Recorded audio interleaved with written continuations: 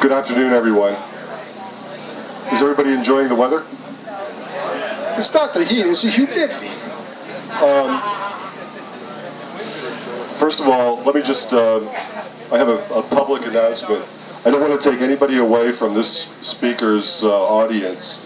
You're in for a real treat with this fella. But we have potable water, which I portably brought in by bucket. It's down next to the stage. It's for the public, so you may get a drink of water. It's only $2.50. Just kidding. But stay hydrated and stay healthy, okay? So after the talk, in between talks, go down there. I just wanted to say that after this we have Women at War, we call it. It's going to be a round table, 3 of the most outstanding women in the professions during World War II. It was a hoot yesterday. Evangeline Kleeman, Nurse Kleeman is great, Mary Fike, and May Graybill, Rosie the Riveter. Anyway, after that announcement, let me just get on. You want to hear our next speaker. You're in for a real treat. This is Major Hank Heim. He's almost a next-door neighbor from over near Harrisburg Way to me. And his story is in the book in their own words. This guy has just an outstanding set of experiences and career in the military. Hank will talk about him. Pearl Harbor, in the B-18, getting bombed, shooting his weapon, ultimately as a sergeant, getting up through the ranks, as a captain of a B-17, getting a field commission, 50 missions, asked to stay because of his leadership in the MTO, flying to Pleshti oil fields, just tremendous pressure and tremendous combat, flew another 20-some, went home and then flew 50 more in Korea as a B-29 captain. So this man is the real deal, just an outstanding, outstanding speaker. And Hank, if you believe it, he ended up a major. He's one of the most imposing guys. He's nervous right now, so I'm not supposed to say that. I think, Hank, you okay?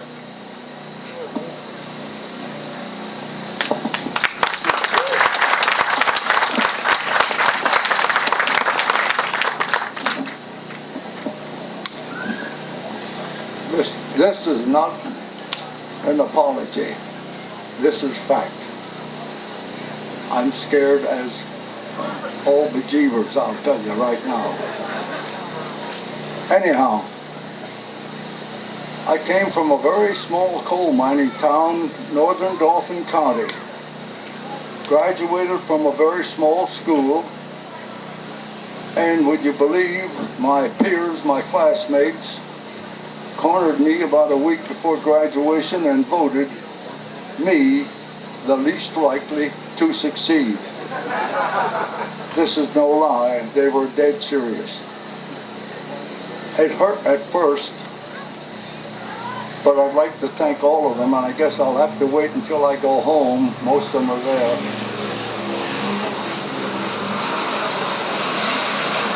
For it also gave me the drive and the resolve throughout my military career.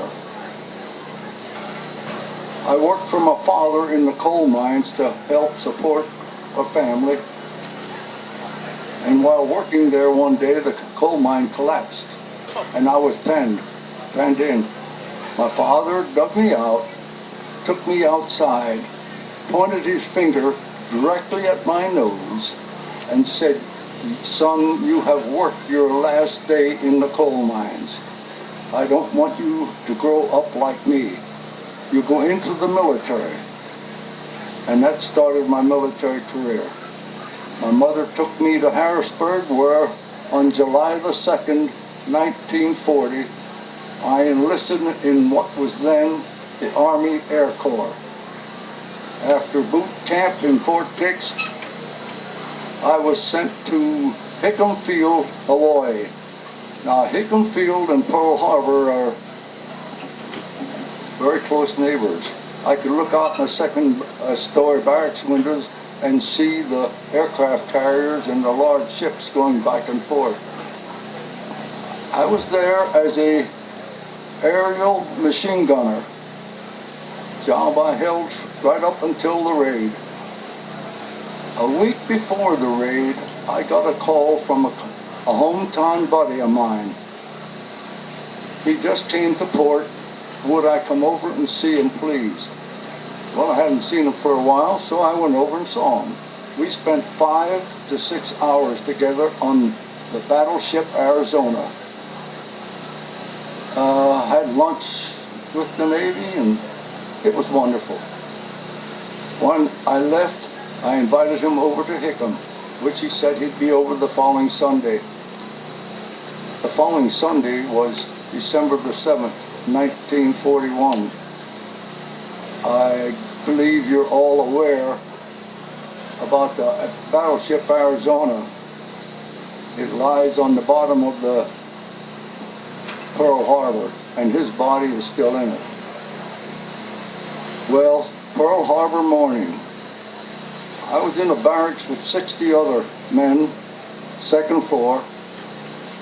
Only 2 of us were up. We both had breakfast. The other fellow disappeared for some reason. He may have gone to the head, I don't know. But I thought I'd write a letter to my brother. I got the date and Dear Bob, and I heard airplanes. Lots and lots and lots of airplanes. Well, some of the men that were so-called sleeping evidently weren't, because they pulled their head up out of the covers and cussed out the Navy. We thought the Navy was on maneuvers. Boy, did they cuss out the Navy. I hope there's no Navy people here. Oh, did they give it to them? Well, it turned out it wasn't the Navy. I heard an airplane go into a dive, and a terrible explosion. It rocked my barracks. I run to the window, looked out, and I saw some smoke. I also saw another airplane, and a projectile dropped off underneath it. Before it struck anything, I glanced over, and here comes an airplane by the second story, and I mean it directly out from the second story window. We had screening from about here up. And he had they had their 250s, the rear gunner, aimed right in there. It looked like they were aimed right at me. I don't know if they were, but they looked that way. And he started to shoot. I saw the big red ball. I yelled, "Japs," and I hit the floor, and he shot through the screening and must have shot some kind of a chandelier off. When it hit the floor, I never saw 60 men get out of the shack so quick in all kinds of dress. I mean it. They started to hit us pretty hard. I tried to get to my duty post over in the hangar. I tried 3 times to get out the doors, but every time I tried to get out the door, there was an airplane there, and it was strafing me. I imagine about the 4th time I did get out. I run across the company street, run up the hangar line, and as I come around the edge of my hangar, I noticed one of my bombers, or one of our bombers, had its tail blown off sitting there. Well, I turned to go into the hangar. I wanted to get a machine gun and ammunition, which was my job. As I turned and went in, I noticed a buddy of mine was up above further, and I started to yell something to him. Now, you had to yell your head off because it was so loud. And as I yelled something, that's the last I remember, they put a bomb through the roof and blew me about 20, 25 foot over against the side of the hangar inside. When I come to, I don't know how long I was, but when I come to, I was bleeding very, very, very badly. I thought, honest, I was going to die. Really. So I sat there a while, figured out, I don't think I am going to die. Now I'm starting to get a little mad. I wasn't mad at anybody. Why? What are they doing to me? So I went into the ammunition shack, got me a machine gun, ammunition, put it in the turret in the front of that airplane that had the tail blown off. Now they're in trouble because I start to wang away at them. I don't know how close I got, but I must have gotten pretty close to a couple of them because they come back and shot the bejeebers out of the airplane. I had plexiglass flying all over the place. And then I smelled smoke. Well, now to me, fire in airplanes, very dangerous. So I vacated the premises real quick. I started to run. I was looking for a place to jump into. There were no holes. And I remembered an irrigation ditch. Well, when I started to run, I pulled a 45 that I had carried. I don't know what I was going to do with it, but it made me feel a little safer. Pulled it out, and I took off running. 3 times they strafed me. I'm so glad they were poor shots. Honest, I am. But I finally made it to the irrigation ditch and jumped in. I noticed there was about 8 or 10 other fellas in there. I wasn't in there 2 minutes, so here comes an airplane. I don't know if they followed me or what, but there comes the airplane, and he started to strafe in the irrigation ditch. Well, I made that all right. A couple of them didn't make out so good. After the raid, I got out of there, and I walked over through my base. Ladies and gentlemen, it was a complete mess. I never saw so many planes shot to pieces, hangars blown up, holes in the ground, and a few bodies laying around. I went directly to the flight hospital, base hospital. I walk in. When I got in the first corridor, I stopped immediately. For what I heard and what I saw shook me up. There were people laying there wounded. I didn't look at it too long, but I did look at it long enough to see that one man had no leg from the knee down, and another one's arm, it had to be 3/4 or more blown off. I just figured this way. I'm really not that bad off after all. So I went back to the squadron, and there was a lieutenant and a pile of trucks picked us up. Any man he could find that was walking picked us up and took us down along the coast of Hickam, where the harbor came in, for we thought for sure the Japanese were going to come in force with ground troops. They could have taken that island with hardly anything. It was such a mess. Our instructions when he posted us was, you will fight till the death. You will not surrender.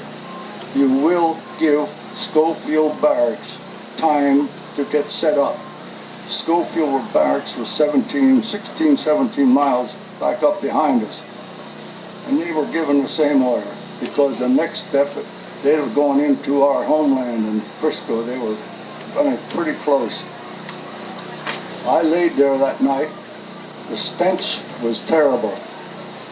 The oil smoke, all kind of odors from other things, and possible a few of them from bodies. But things seemed to go pretty well. Early morning, just starting daybreak, we heard airplane engines.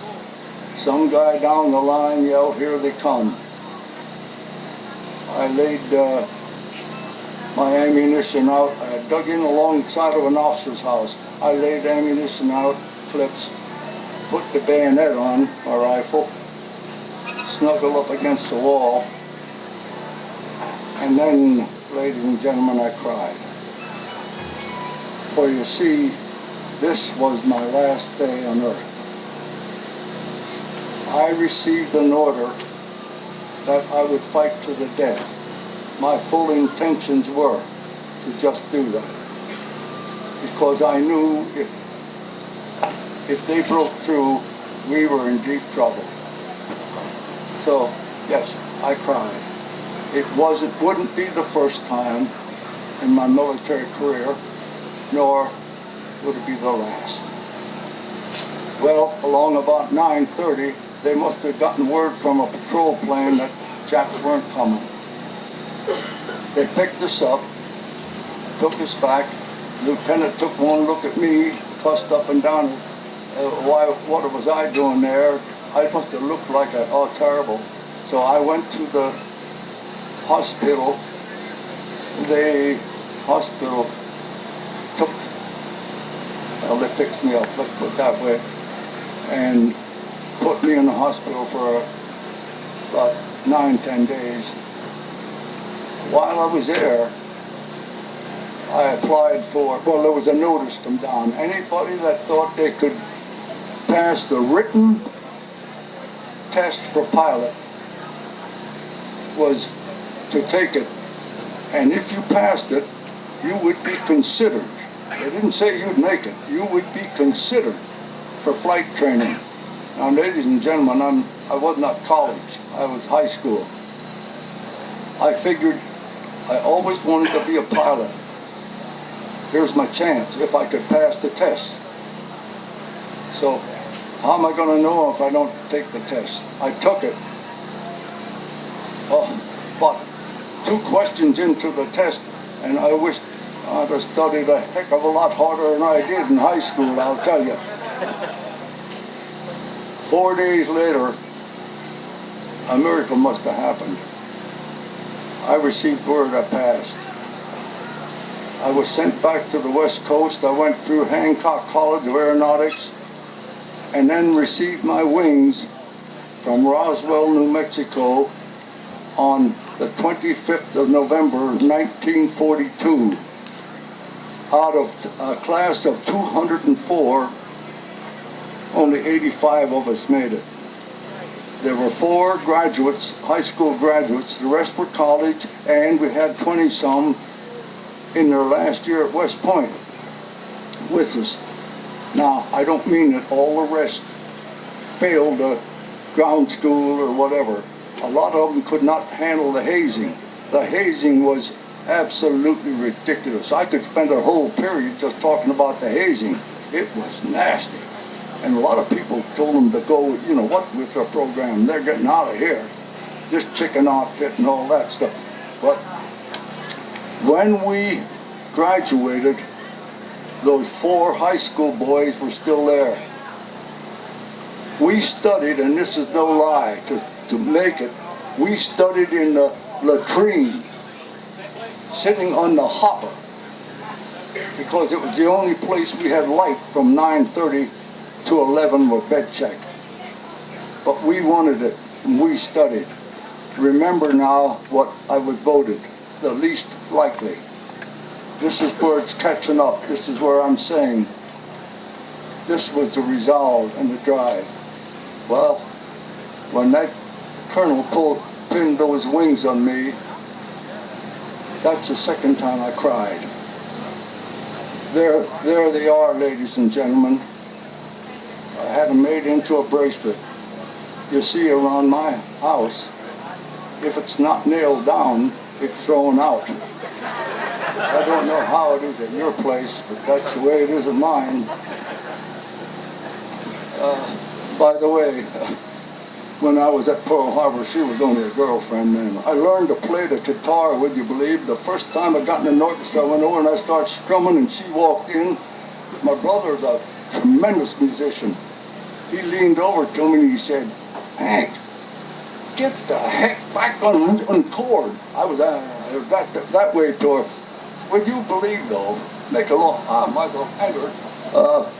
She and I got married, and a few years later, we've been married for 64 years.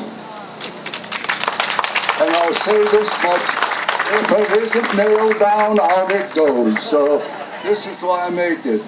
Well, now see, I lost my track where the heck I was. But anyhow, I got my wings. We were all signed to bombers. I didn't want bombers. They didn't want bombers. Now, I'll tell you the reason, and this is the truth. The fighter pilots had all the glory. They had glory, plus the main reason, they had all the girls. If the girls wouldn't look at an old bomber pilot like us, they called us taxi cab drivers or bus drivers. They wanted these hotshot fighter pilots. But we didn't. We wound up in a bomber. 21-year-old B17 bomber pilot. I went to Casper, Wyoming, picked up my crew, and trained with my crew for about 4 months. Now, in the meantime, I turned 22. I went home on 10-day leave because I had not been home since Pearl Harbor and before Pearl Harbor. And that was just 10 days too long sometimes. I got married. But anyhow, when I come back, I picked up my B-17, brand spanking B-17, my 10 men with me, crew, flew to Gander, Newfoundland, and from Newfoundland we were to go to Scotland. Well, at night I took off at 10 minutes past 7. 10 minutes later, I was in solid instruments. I couldn't see the wing tips or anything. And that's how we flew across the North Atlantic at 9,000 foot. My poor old navigator couldn't get a celestial fix. He couldn't get any kind of fixes. See, we didn't have, back then, you know, I meant computers. The only computer we had was right there. And we broke out over the clouds in the morning, and he told me, he said, man, in 20 minutes, if you don't get that beam, we're lost. There were 13 bombers took off, and only, well, I shouldn't say only, 8 of them made it. 5 we don't know what happened to. But I found the beam, called them up, good job. I flew it in, let down through the overcast, broke out at 300 foot off the ground, and there's the runway. Second time or third time, the least likely. 22 years old, I set her down. Taxied in to the hangars, got out of the cockpit, and I heard some man say, "Welcome to Scotland." I turned, and here it was Bob Hope. He was there on tour. Honest, Bob Hope. He come up and shook my hand. We talked for 10, 15 minutes. And he said, "Do you want to go to eat?" I said, sure. Well, I thought this is going to be great. He's going to get the best chow and everything else. And we go back in. I walk in the mess hall. He said, "Now I'll see you." He goes this way, and I look over, and there's those waiters with the, you know, real sharp waiters with the hankies or whatever they are over the arms. I go over here at the rest of the GIs. That was the last I saw Bob Hope. The next morning, I flew down to England. From England down the coast to French Morocco up to Tunisia. The colonel talked to us. I was the only crew assigned to his unit. Well, he scared me just to look at him. They say the first impression is the lasting one. He still scares me. I think he never smoked a cigar in his life. He chewed them. They were down here, his tobacco juice on his shirt, and he just looked like he was the meanest dude you ever saw.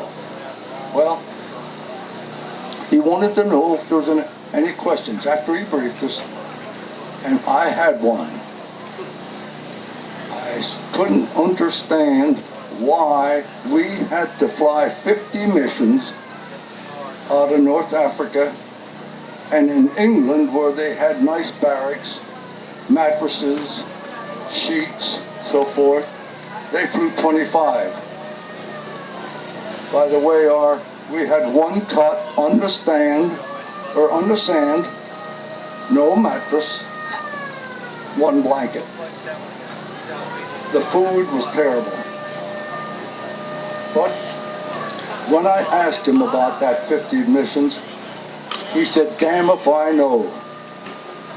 I wouldn't let it worry you too much." He paused. Oh, he was a good actor too. He paused. "You aren't going to live that long." He said, your average lifespan is 9 missions.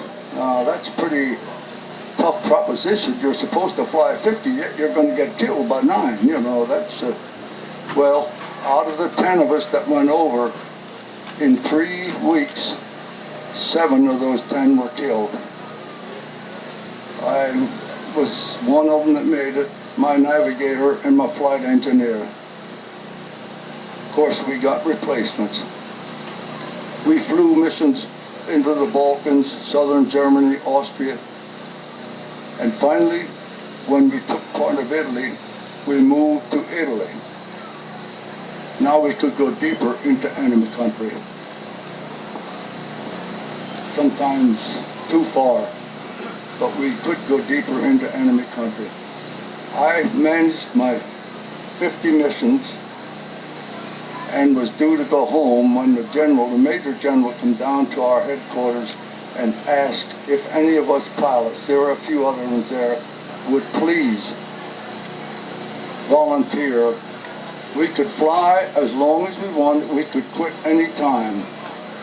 He stated, I will not promise you medals. Well, the medals we could, honest, we could. I cared less about the medals.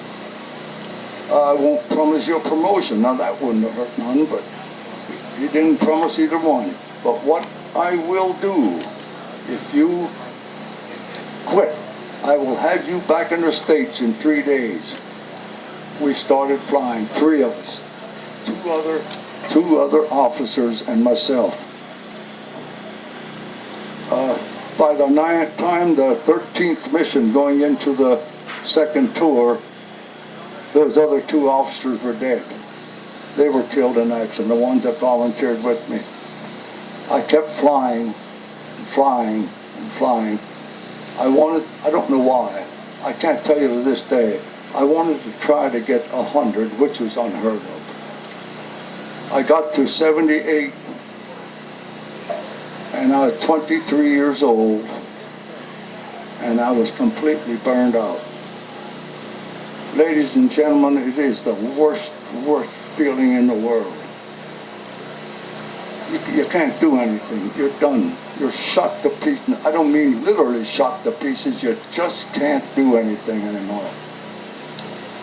The flight surgeon told me, he said, you've got to quit. You're going home. I really did. I felt bad. I went back to the bunk, my cot, laid down, and you know, at the beginning I said about crying. Now this is not sobbing, but I cried again, and I'll tell you why. I figured I left my comrades down. I figured I left my country down, the country I love so dearly to this day, and I figure I left my family down. But I could not go anymore. I was 23 years old. I commanded as high as 500 to 1,000 men, and I guess I just wasn't built for it. But I quit and they sent me back. When I got back after a little recuperating, they sent me to B-29 Superfort School, and I became a B-29 pilot. When Korea broke out, they sent me to Korea, and I flew 51 combat missions over North Korea. I will tell you this about my airplane, the B-17 in World War II. Remember I said I wanted fighters. Well, now, I wouldn't have taken a fighter if they'd have given it to me, knowing what I know now. I brought that airplane.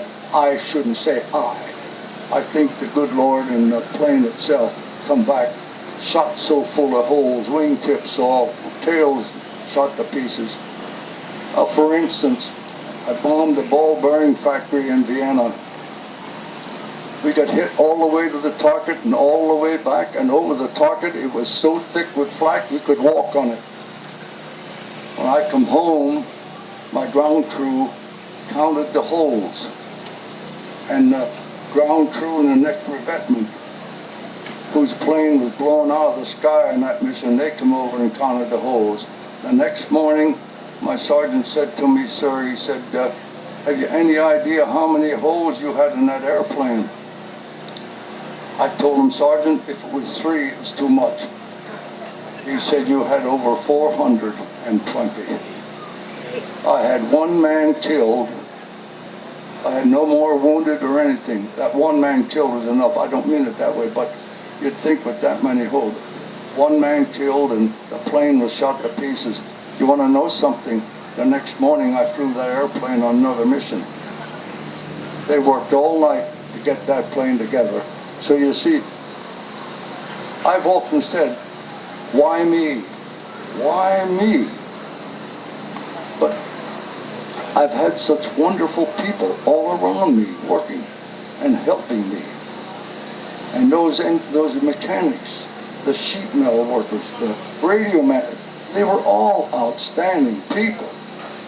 I went to a base chaplain one time because, you know, I'm a worrywart. I'm worried about that. Losing friends, and why me? And the only story he could give me, he said, the good Lord put an angel on your shoulder. He had to. That might be. But I'll tell you something, ladies and gentlemen. War to me, and I mean it, war to me, I'm talking about me, is hell on earth. It is a hell that, oh my, I tell you something, when the Lord and Master calls me, my Supreme Commander calls me home, and I stand before the pearly gates, to St. Peter I will tell. Another soldier reporting, sir. Please let me enter. For you see, I've already served my time in hell. That may sound a little dramatic or anything. Maybe it's the only way I can get across to people how bad war is. I'd like to get some of these highfaluters that like war, well, I better shut my mouth, I get in trouble. Ladies and gentlemen, I'll take questions. As you know, I had no notes here, but I'll take some questions.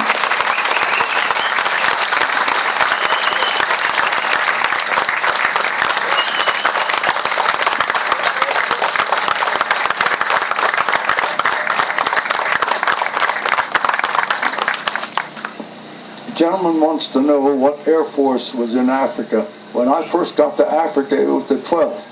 It later was made into the 15th. And that's the one I served in, yes. That's it. In retrospect, you would survive any blame, complete supplies, Japanese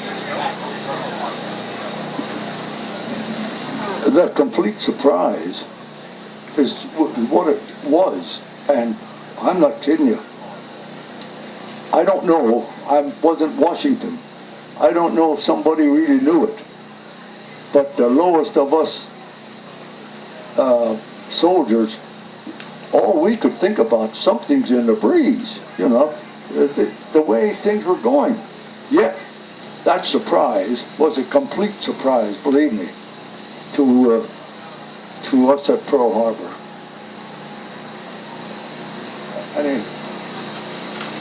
Yes, sir. What was your first thoughts when you heard the attack? Where were you? What were you doing at the time? The Pearl Harbor attack? Yeah. I was sitting on my bunk writing a letter to my brother. And I thought at first it was the Navy carrying on. And when I found out for real, I don't know if I was able to think too quick. You know what I mean? Things were popping all around. We tried to get to our stations, what we tried to do. So, anything else? Were you shot at all in the B-29 by other fighters? B-29? Yes. Up over the Yalu, we were told we better stay on our own side of the Yalu. The other side was China. Over there, I know I was sitting in the cockpit one day and looking down on the yellow, and I could see 3 airfields and jets coming up. I can't go over there. Oh, that'll cause an international incident, I was told. I told the man, what in the hell do you think it is now? You know, but I couldn't go over. He'd come up and shoot the bejeebers out of me and put me back across the. I can't follow him. Yeah. I was shot at in the B-29. I was also shot at on a night mission with a rocket. I hear my tail gunner yelling, rocket, rocket, rocket. I look on, there it goes, right over the wing. You kind of go, you know. Yeah. Yes, sir. Did you ever meet the German pilot you saluted over in Europe after the war and found out his name or anything, or? No, I was so stupid. I don't know if you know what he's talking about. I was on a mission over southern Germany, and they shot us up pretty bad, and I fell out of formation with my crew, and I slid it out over the Mediterranean. I didn't want to go back over land because about one more shot and I wasn't going to stay in the air. I'm flying along, and the next thing I get a call from my waist gunner. He said, sir, we have a Focke-Wulf 190 sliding in out here on your left wing. I asked him, I said, are you sure he's sliding? And he said, yes, sir. And I told the crew, hold your fire. He slid in, and there he was, from here to that white building. And he's looking at me, and I'm looking at him. Now, he has an oxygen mask on, and so do I. We just look at each other, and yeah, I was scared. Boy, was I ever. So he flew along with me for at least 6 to 8 minutes, maybe even 10. And he slid his airplane in, right to there. And now he's looking down at me, and I'm looking at him. He salutes me. I salute him back. He looks me down there again, and he goes this way. Now, I feel, maybe I'm wrong, I feel when he went this way, he was saying, good luck, sir. Off he goes. He never fired a shot at me. So see, not every man in this earth is bad. He could have raked us over. We'd have gone into the oceans. We'd have gone into the ocean so slick. I don't know what was somebody's hand holding up the airplane. It was really shot. And I have a sneaking suspicion that I'm going to call him a gentleman. Saw that. And let me go. I wish I only would not have been so scared that I would have gotten a number. I would love to have met that man. I'll tell you, would I ever. Any more questions? Yes, sir? Was your plane shot up bad at that time? When he flew into my wing? Yeah. Oh, I see. Yes, lots of holes. Yes, sir. Yes. By the way, the plane was not armored, if you know what I mean. Now, this may sound funny, it did to me. The only armor the pilot had, he had to get for himself. I found a sheet at the sheet metal shop, a square, maybe 10 inches square, something like that, about that wide. Now, the pilot had seat chutes. We set them down in a bucket. Well, before they set the chute down, I put this steel plate down. Then when I crawled in for a mission, sat down, away we go. I kind of forgot it, you know. And wasn't very long. We got into a lot of flak, and one shell exploded right onto the airplane, chucked the airplane up in the air, and I back down again. Make a long story short, when I come home, crawled out of that airplane and took the parachute out, I looked down, and there in that sheet was a hole about that size. Guess what was the part of my body I grabbed first? Uh-oh, and it took, so the ground crew chief, the sergeant, and I took it, and we started to peel the parachute. About that far from coming through, we found a piece of shrapnel. So, oh yeah. Oh yeah, why me? This is one of the reasons. Am I running out of time? No. See, this is the part of being married too, because now you don't have a military commander-in-chief. She didn't like the military. I was going to B-52 school. She said, I don't want you in there. This is the last one. She said, it's me or the Air Force. Maybe that's why we've been married 64 years. Yeah. I did retire reserves. You know, I had about 12 years active. I retired reserves. Ladies and gentlemen, if you have questions, I don't know if the people aren't here yet, but if you have any, yes, sir. Oh, yeah, this is the. Yeah. Thank you.